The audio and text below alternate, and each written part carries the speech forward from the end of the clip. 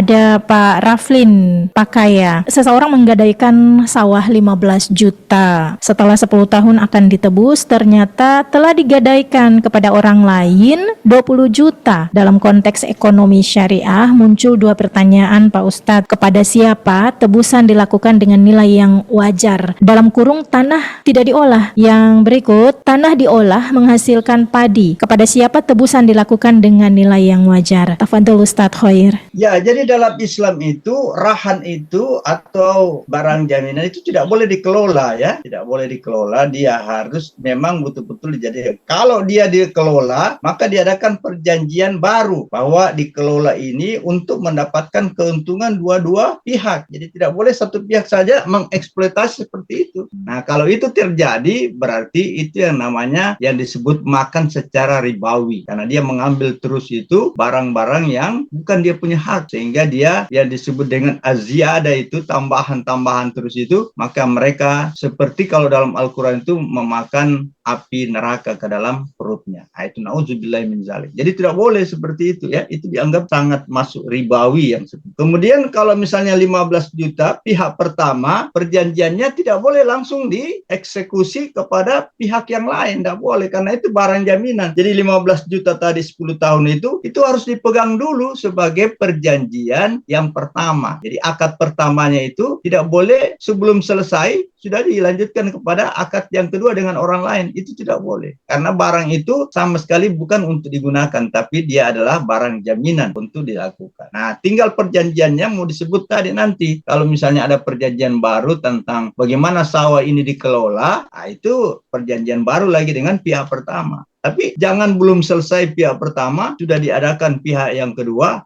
Itu juga namanya menyalahi aturan janji. Dan menyalahi janji itu dalam agama kita termasuk adalah dosa besar. Itu tidak boleh, karena memerukakan janji-janji itu adalah tidak bagus. Di sisi lain di hadis Nabi mengatakan salah satu daripada sifat-sifat orang munafik itu adalah selalu menyalahi janji. Nah, itu juga tidak benar. Ada 3 tanda-tanda orang munafik. Yang pertama, kalau diamanati dia hianat. Kalau dia berjanji dia ingkar. Dan apabila dia bicara, dia berbohong. Kalau 3 termasuk itu, maka dia termasuk golongan orang-orang munafik. Jadi tidak keluar, pasti dia keluar daripada syariat Islam. Karena syariat Islam selalu sekali lagi hanya mementingkan kepentingan bersama untuk kebaikan bersama. Jadi bukan ada satu yang terzolimi dan yang lain merasa keuntungan. Itu tidak dibenarkan dalam Islam yang seperti itu. Wallahu a'lam bishawab.